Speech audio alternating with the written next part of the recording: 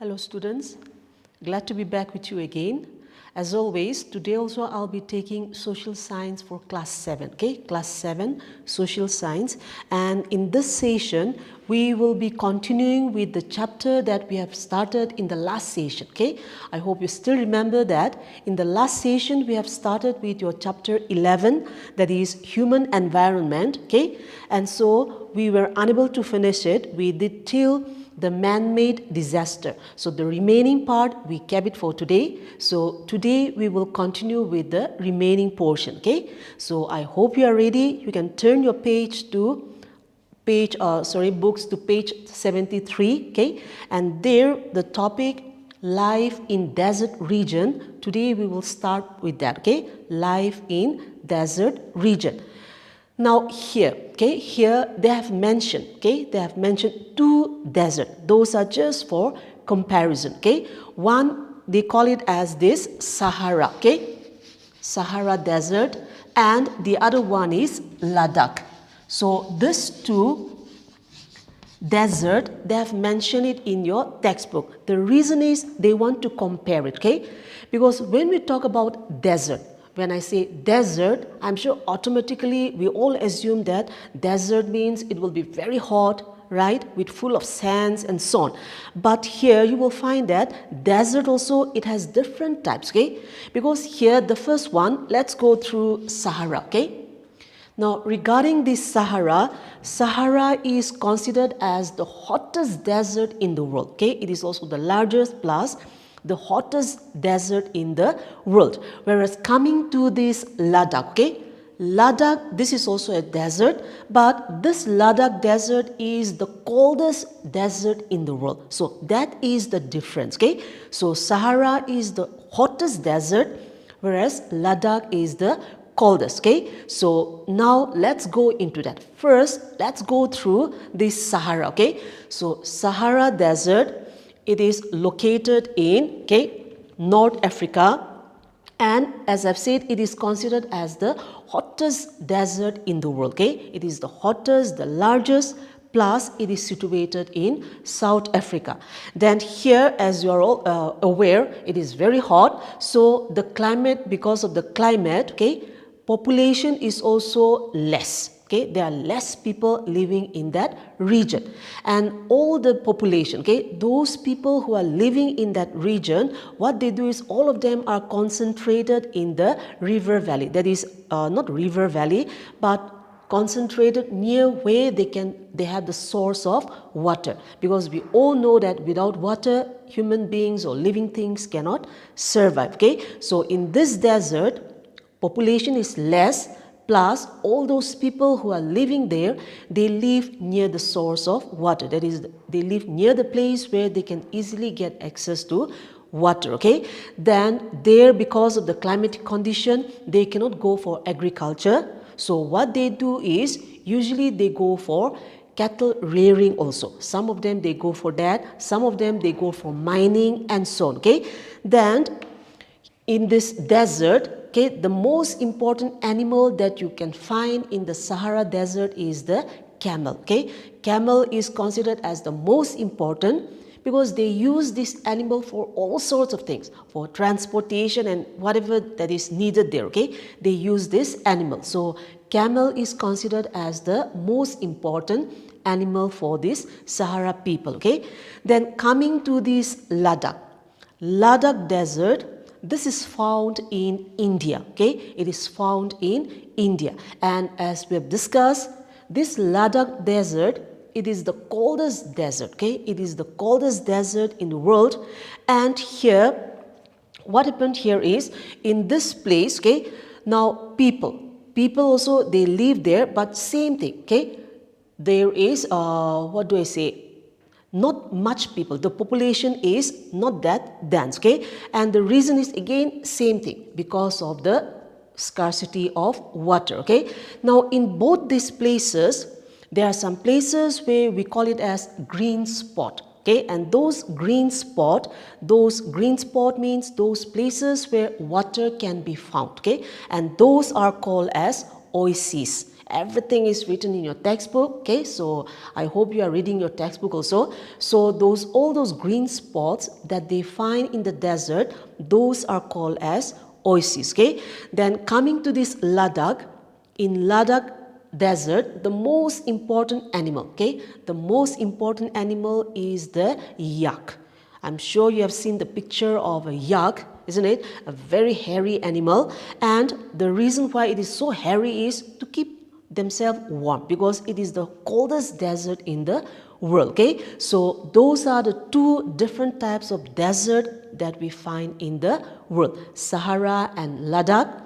Sahara, which is considered as the hottest, and Ladakh, which is considered as the coldest. Okay, now let's turn to the next. Here again they have made some comparison, okay, that is to do with how people, or what kind of people live in tropical and subtropical region. Tropical and subtropical region. Okay, and here again they have mentioned two. When we talk about this tropical, okay, tropical climate or tropical region, there they have written about this Amazon, okay, Amazon river basin. Okay, so and in the subtropical region they have mentioned about the Ganga Brahmaputra basin. So here also they have made a comparison. So let's go through those again. Okay, now in the first place we have this Amazon river basin. Okay, and this basin, this Amazon river basin, it lies in South America. Okay, it lies in South America, and here regarding the rainfall, they get the highest. The rainfall is so heavy. Okay, they get the highest rate of rainfall, and because of that, even the vegetation, especially the trees, okay, the trees, they grow so tall. They grow so tall, and it is so thick that what happens is the trees, they don't allow the sunlight to penetrate, it seems. Okay, they don't allow the sunlight to penetrate because the trees are so high plus so thick, and again it is they say it grows close together, closely knitted, and that is why they don't allow the sunlight to penetrate. Okay, so here there are some people who lives here. Okay, there are some people who lives in this region. Now those people, because of the climatic condition, they lead a very primitive lifestyle. Okay, they follow a very primitive lifestyle. Primitive means old fashioned, or in other words backward also, isn't it? So they live a very primitive lifestyle. Okay, their main occupation is hunting. Okay, they will go for hunting, they will kill all those animals for food and so on, hunting and gathering. And then in that place, that is in Amazon river basin, regarding these diseases, okay, malaria, then yellow fever, all these are very, very common because of the climatic condition. Okay, so this Amazon river basin, it lies in South America. Okay, it gets the highest rate of rainfall, and because of that, the trees are so tall and thick that they don't allow sunlight to penetrate. Then because of the climatic condition also, regarding the diseases, malaria, yellow fever, all those are very common in that place. Then those people who are living there, okay, they live a very primitive lifestyle, that is very old-fashioned or backward. Okay, and their main occupation is food gathering and hunting. And on top of that, they also go for one cultivation, which we call it as the slash and burn cultivation. Now, slash and burn cultivation, or shifting cultivation, or zoom cultivation, it means the same thing. Okay, please remember that it means the same thing. So what it meant is those agriculture or cultivation that people does on a slope. Mainly it is to do with the mountain slope. Okay, so those are called as zoom cultivation or slash and burn. Why slash and burn? Because in order to go for the cultivation, what the people does is first they will cut down the trees. Okay, the trees, the shrub, all those will be cut down. It will be set fire so that they will make the soil more fertile, and this is why it is called as the slash and burn cultivation. Okay, so this practice is followed there in the Amazon River basin. Okay. Then coming to the next one, that is the Ganga Brahmaputra basin. This Ganga Brahmaputra basin, we find it again in India, okay, and the main part is in Assam, okay. Now here what happened is, this area, it is very fertile, okay. It is very fertile because of the condition of the river, okay. The river is flowing through, so on the river bank the soil is very fertile. So there, regarding the population also, the population is huge. Many people, they live in that region because the climatic condition is very suitable for human being plus for agriculture, okay.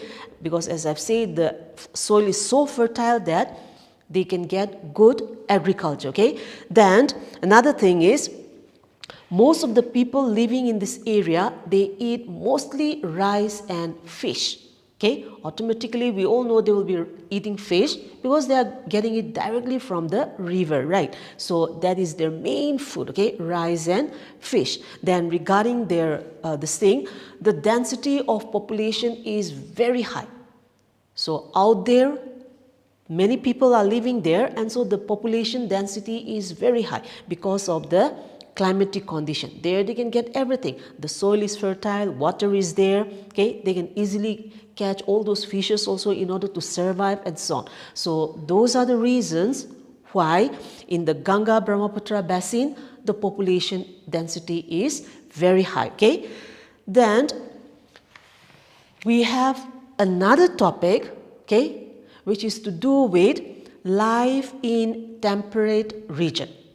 So here we are going to discuss about how people survive, or what are the things that we find in the temperate region, okay. And here they have mentioned two topics, that is the prairies and the veldt, okay. It is there in page 75.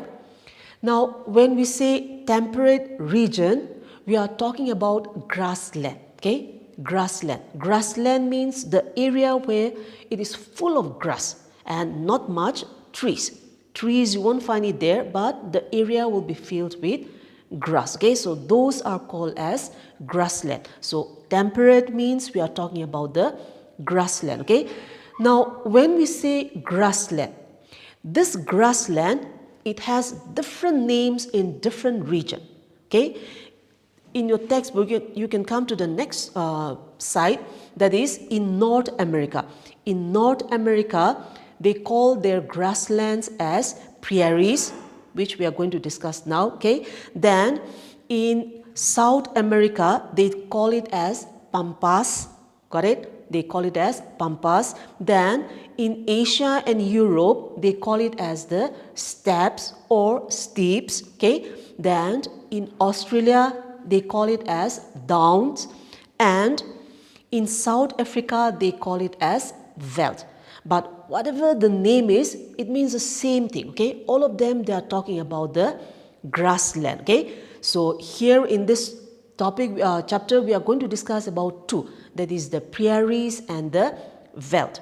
So prairies, that is the grassland that is found in North America, okay.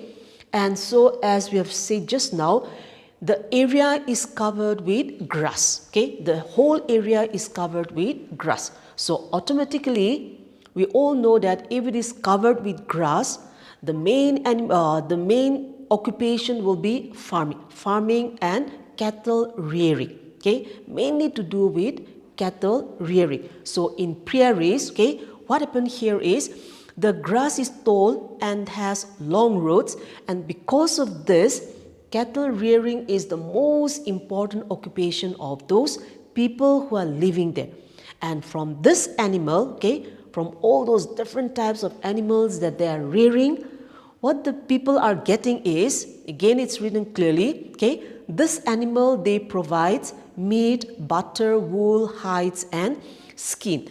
And all these are again exported, okay, they are exported to other countries. And so those people who are living there in the temperate region, that is in the prairies and all, they are getting lots of profit because they are going for foreign exchange, okay, they are going for international market, so to say, in order to sell their goods. And all these, they are getting it from the different animals that they are rearing there in the grassland. Okay, so that is to do with the prairies. And this area, that is this prairies, it was formerly, okay, it was inhabited by the Red Indians. Okay, it was inhabited by the Red Indians. Then coming to this veld, okay, this veld, again same thing. This is an area which is found in South Africa, but this also, it is to do with grassland, and they have lots of similarities. Okay, that is there. Here also the main occupation is cattle rearing, and they get lots of profit from there. Okay, then coming to the next one, that is to do with transport. Now here transport, there are different types of transport. Okay, we have roadways, railways, waterways and airways. Roadways, we all know what it meant, isn't it? And if you look at India, you will find that India, the map is also written there, given there clearly in your textbook. So from there you can find the network of roadways. It is very easy to construct also. People say that roadway is much easier, okay, much cheaper than railways. But again, it is considered as the most important, because to go to this, to reach the railways, the waterways or the airways and all, you need to travel by road again, isn't it? So that is why, even though it is very easy or very cheap to construct, still then it is considered one of the most important. Okay, then railway, you all know what a railway track is or what it looks like and so on. And this railway, it is very important to carry goods in bulk, okay, for long distances also. That is to transport the goods from one place to another place. It is very easy to do it in railways. Plus, it is cheaper, okay, it is cheap. Then coming to airways. Airways, we are talking about all those flights, and we all know that it is the most costliest form of transportation, isn't it? The tickets are very high. So that is to do with airways. Then talking about airways, it has two types, okay? We call it as domestic and international. Domestic means we are talking about those airways that are doing it in the city, in the country itself, within the country, okay? Those flights that are traveling within the country, those are called domestic flight. And talking about international, we are talking about those that are connecting with other countries, okay? So that is to do with airways. Then coming to waterway, we all know we are talking about the ships and boats and so on, isn't it? So all those, during the ancient time, people use this, but nowadays we have different types of transportation that we have discussed just now, okay? Then the last one is to do with communication. Communication, in the previous session we have done on that, mass media, okay, mass communication. So communication means we are talking about that, okay. Nowadays, in the present world, we are living a very comfortable life because of this means of communication or mass media, okay. Because if you want to go somewhere also, it is very easy to do that, to travel, that also it won't take time, or even to talk to someone from other places also, it is very easy to do that now. It says from in a click of a button, you can do it, right? If you have the right connection and whatnot. So all these are called as communication. Then coming to mass media, okay, we have radios, televisions, okay, newspapers and so on. As I've said, we have discussed all this in the previous session, so we won't go into detail, okay? But that is to do with the communication. So in this chapter, okay, coming to the end, in this chapter we were discussing about human environment. What are those things? Human environment means those facilities that human beings have created in order to lead a easier life or a comfortable life. And in this chapter we have discussed about all those things. So I hope I was able to make you understand some, okay? Please keep on reading your textbook, and thank you for tuning in.